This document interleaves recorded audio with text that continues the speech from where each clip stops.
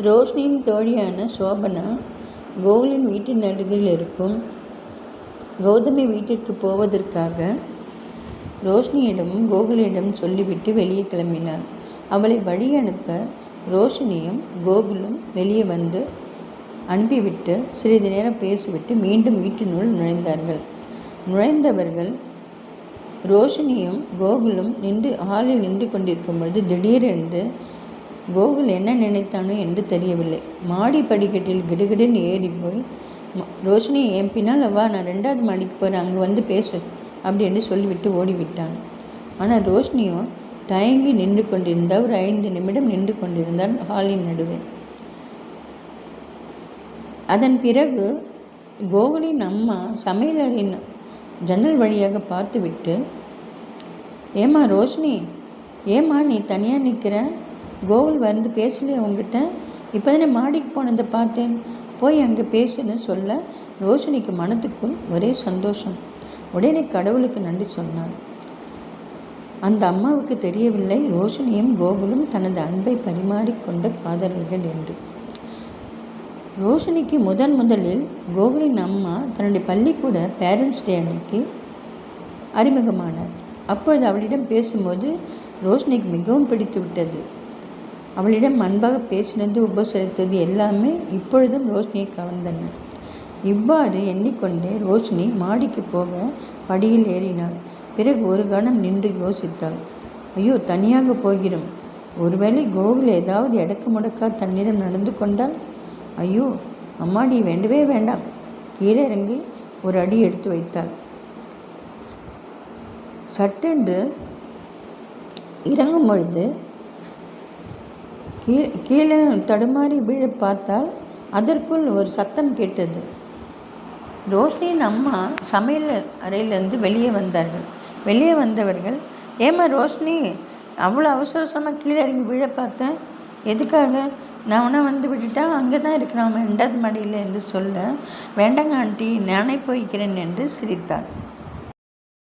கோகுலின் அம்மா ரோஷினியை பார்த்து, ஏன் தனியாக நிற்கிறேன், திரும்ப போகிறேன், எதுக்கு பயம், மேலே கோகுல் இருக்கான், போய் பேசு, நான் தான் சொன்னல போய் பேசு, நீங்கள் 2 பேரும் ஒரே கிளாஸ் தானே படிக்கிறீங்க, ஏன் அவ்வளோ பயப்படுறேன், அப்படி கோகுல் என்ன திட்டினானா என்று அவள் கோகுலின் அம்மா கேட்க, இல்லைங்க ஆண்டி, அதெல்லாம் ஒன்றும் இல்லை ஆண்டி, நான் போகிறேன் ஆண்டின்னு சொல்லிவிட்டு அவள் போய் கொண்டிருக்கும்போது 2வது மாடிக்கு நடந்து படிக்கட்டு ஏறி கொண்டிருக்கும் பொழுது எங்கேருந்து வந்தானோ தெரியவில்லை. ஒளிந்தின்று சட்டென்று எதிர்பாராத விதமாக கோகுல் ரோஷினியின் கையை பிடித்து இழுத்து கொண்டு, மாடிக்கு வசனம் வரல என்று மாடி கொண்டு போனான்.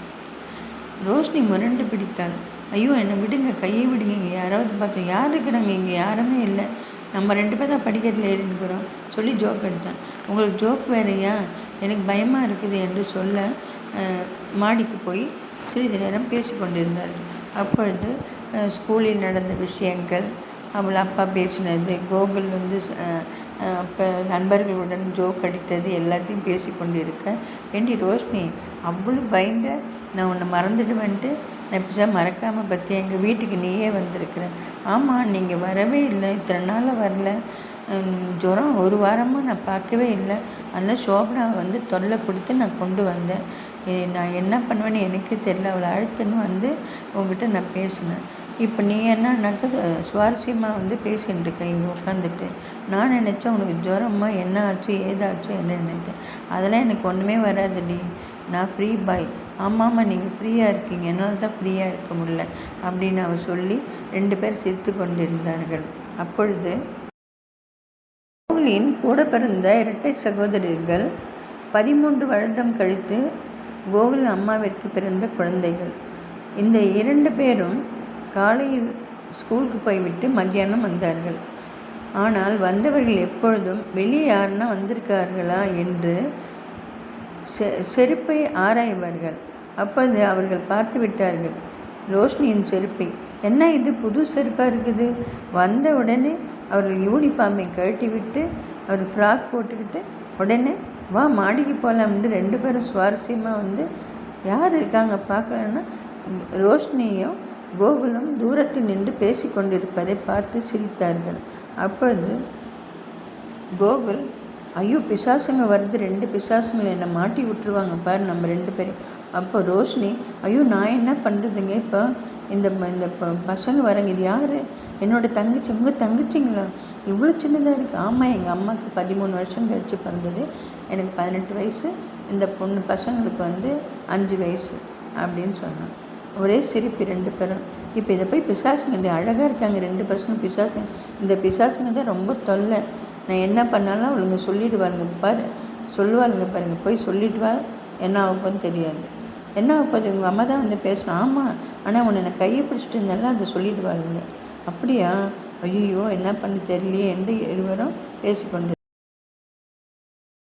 கோகுலின் தங்கைகள் ராதாவும் சீதாவும் கோகுல் ரோஷினியிடம் பேசிக்கொண்டிருக்கும் பொழுது அங்கு அவனுடைய தங்கைகள் அவனிடம், அண்ணா இந்த அக்கா யார், எங்கிருந்து வந்தாங்க, கேள்வி மேல் கேள்வி கேட்க கோகுல் ஆத்திரத்தில், போங்கடி வந்துட்டாளுங்க கேள்வி கேட்க.